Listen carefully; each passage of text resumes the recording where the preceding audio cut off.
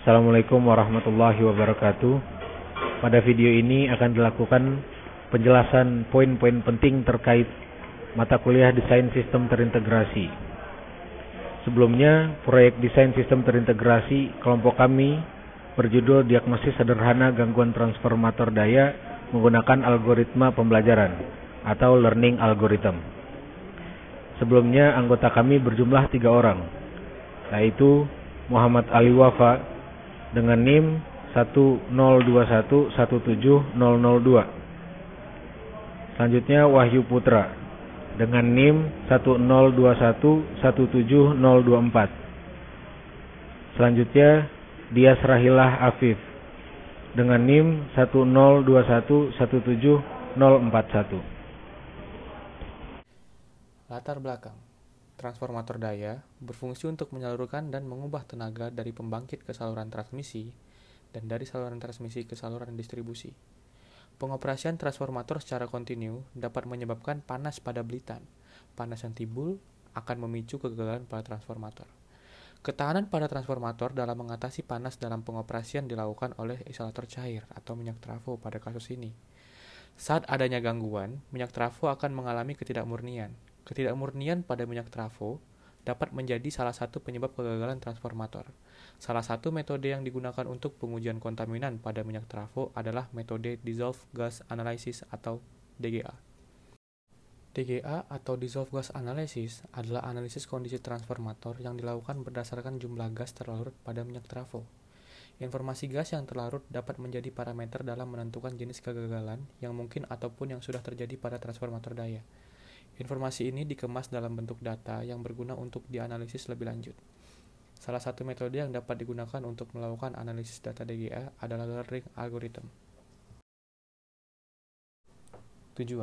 Tujuan dari penelitian ini adalah yang pertama, mengolah fitur data agar lebih mudah digunakan dengan metode Learning Algorithm. Dan yang kedua, memperoleh parameter-parameter model algoritma pembelajaran yang optimal dari sistem diagnosis kegagalan transformator daya. Metode penelitian. 1.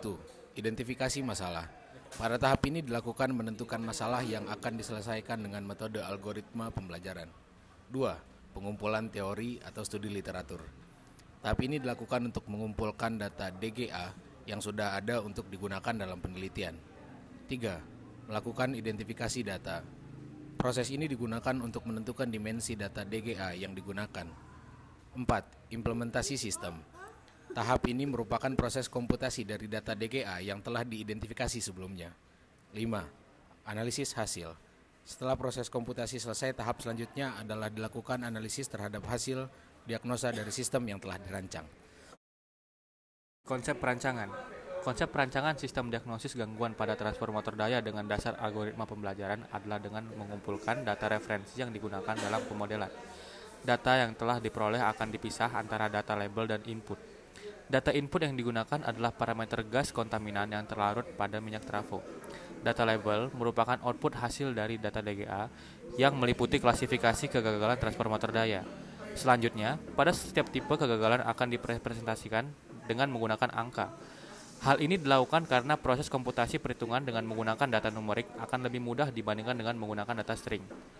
Tipe kegagalan yang akan didiagnosa pada transformator daya ada 6, yaitu partial discharge, spark discharge, arc discharge, overheating, suhu menengah, dan overheating suhu tinggi. Baik, di sini saya akan menjelaskan atau mendemonstrasikan dari hasil perancangan kelompok kami, yakni diagnosis sederhana pada gangguan transformator daya menggunakan algoritma genetika.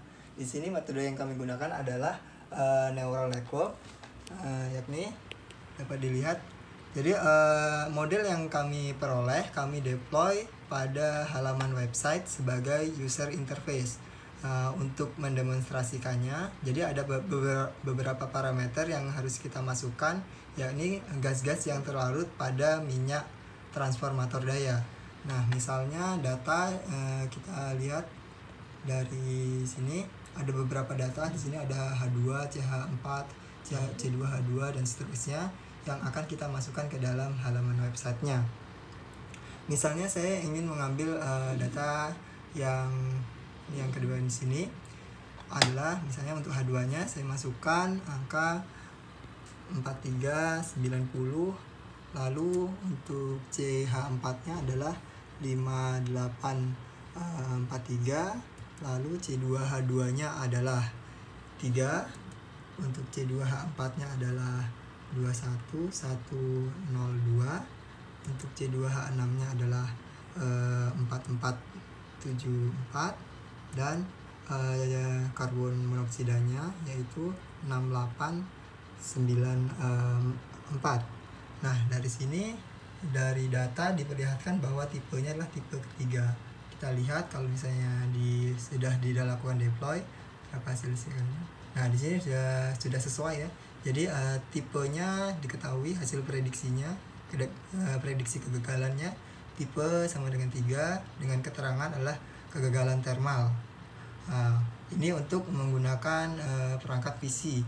Jadi karena kita juga bisa portable menggunakan, karena sistemnya adalah website, jadi kita bisa secara tidak langsung juga memasukkan data pada perangkat mobile smartphone dalam hal ini. Misalnya data yang sama saya masukkan, atau data yang kedua untuk tipe gangguan yang lain.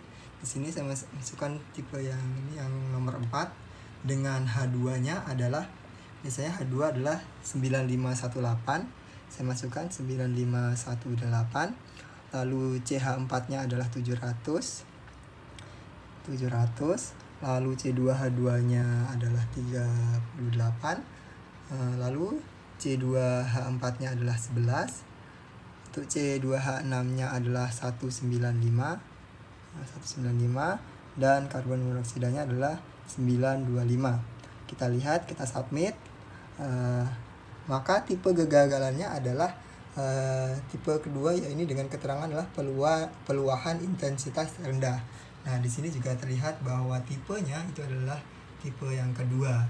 Jadi dengan adanya perangkat ini, sistem ini, maka operator dapat dimudahkan, misalnya untuk kalau misalnya dia sambil bekerja, dia dapat dapat memprediksi suatu kegagalan trafo itu menggunakan perangkat mobile seperti ini, atau misalnya kalau ia bekerja di dalam kantor, dia bisa menggunakan perangkat PC untuk hasil yang lebih banyak, lebih cepat seperti itu. Mungkin itu saja demonstrasi dari saya. Kesimpulan. Pertama, pada studi kasus 1 dengan menggunakan hyperparameter, jumlah hidden neuron sebanyak 80 neuron, jumlah hidden layer sebanyak 3 buah, serta dengan menggunakan fungsi aktivasi signoid.